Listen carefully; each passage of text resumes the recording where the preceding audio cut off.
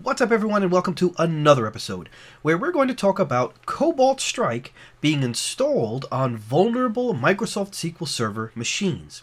You might remember the last episode we did about Microsoft products being abused, where we talked about Microsoft Exchange servers being used to mole spam. Now in that episode, we discussed how a new malware called Squirrel Waffle had infected Exchange servers and was using them to inject the hackers into internal and external conversations, like in mail, to trick recipients of the emails into sending cold hard cash to the criminal gang's bank accounts.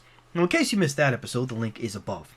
In this episode, we're going to take a look at how attackers are taking advantage of weakly password-protected internet-facing SQL servers to drop crypto miners as well as Cobalt Strike onto the systems. Now, I hope you'll watch the full episode, but if not, you can now skip directly to my insights at the end of the episode, right from the timeline below. For the rest of you, let's go through the story together and see what we can learn to protect ourselves and others. Oh, drat these computers. They're so naughty and so complex. I could pinch them. So like I said in the intro, we're talking about Microsoft SQL servers that are vulnerable and they're being attacked by Cobalt Strike. Now, many of the deployments aren't adequately secured as they are publicly exposed to the internet with weak passwords, and according to a report by Labs ASEC, an unknown threat actor is taking advantage of this. The attacks start with threat actors scanning for servers with an open TCP port 1433, which is what Microsoft SQL Server uses, which are likely public-facing Microsoft SQL servers. The attacker then carries out brute forcing and dictionary attacks to crack the password. For the attack to work with either method, the target password has to be weak. Once the attacker gains access to the admin account and logs into the server, the ASEC researchers have seen them drop coin miners such as Lemon Duck, King Miner, and Volgar. Additionally, the threat actor backdoors the server with Cobalt Strike to establish persistence and perform lateral movement. Cobalt Strike is downloaded via command shell process, command.exe, and PowerShell.exe onto the compromised Microsoft SQL Server and is injected and executed in msbuild.exe to evade detection. Congratulations, you're doing a great job by wanting to learn about this internet-facing SQL server with weak passwords being infected with Cobalt Strike. I appreciate your support by watching my episode about it. If you are new to my channel and have not already, please consider subscribing to my channel and smashing the bell to be notified when I update new episodes where I give you insights into the newest important cybersecurity news stories like this one. With my insights, you can be better prepared to protect your company, your family, and yourself against these and other cyber attacks. So hit the subscribe button now and let's continue learning about this story together.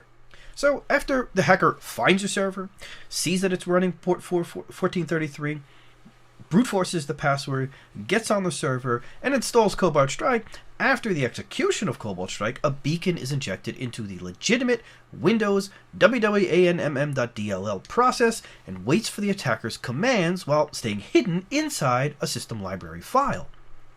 As the beacon that receives the attacker's command and performs the malicious behavior does not exist in suspicious memory area and instead operates in the normal module www.anmm.dll, it can bypass memory-based detection, explains the report by Labs ASEC Group. Cobalt Strike is a commercial pen-testing offensive security tool that is extensively abused by cyber criminals who find its powerful features set particularly useful for their malicious operations. The $3,500 per license tool was meant to help ethical hackers and red teams simulate real attacks against organizations that want to boost their security stance. But from the moment cracked versions were leaked, its use by threat actors went out of control. Cobalt Strike is such an excellent application. It's now used by Squirrel Waffle, Emotet, malware operators, opportunistic attacks, Linux targeting groups, sophisticated adversaries, and commonly by ransomware gangs when conducting attacks.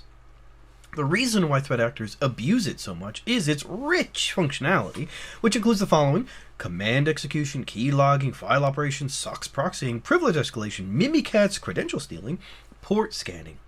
Moreover, the Cobalt Strike agent called the Beacon is fileless shellcode, so the chances of it being detected by security tools are decreased. especially in poorly managed systems. And Lab's data shows that all the download URLs and command and control server URLs that supported the recent attack wave point to the same attacker. So what can we learn? Well, I think the last section we just went over is crucial here. Now, if you skipped to this section without watching the previous one, then rewind about a minute or two to catch up to the rest of the class. Okay, we're on the same page now. Cobalt Strike is used by so many hacker groups because it works. It's an amazing tool that gives them keyloggers, mimikatz, port scanning, this, that, the other thing, all right out of the box, and it's fileless shellcode. Cobalt Strike is like taking Superman powers and giving them directly to Lex Luthor, or Iron Man's suit and giving it to the bad guy, or taking all X-Men powers and giving it to one monster. Whatever the scenario, I think we can all agree that within the movies, at least for the short term, those scenarios end pretty badly for the good guys. And so it does with Cobalt Strike when hackers get their hands on it. Now, the release of the cracked version years ago has made it easier to not only be a security researcher, but also a hacker.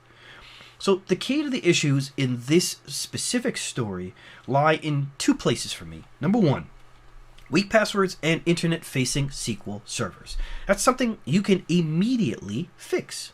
You enforce strong passwords, and for God's sake, don't leave a SQL server exposed to the internet.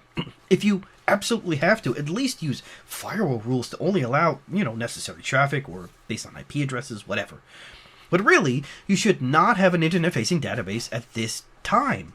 You need to look at your systems and see what needs to change to be able to put that database behind a firewall and lock and key. Now, number two, the second issue might take some time to fix, but it is just as, if not more, important.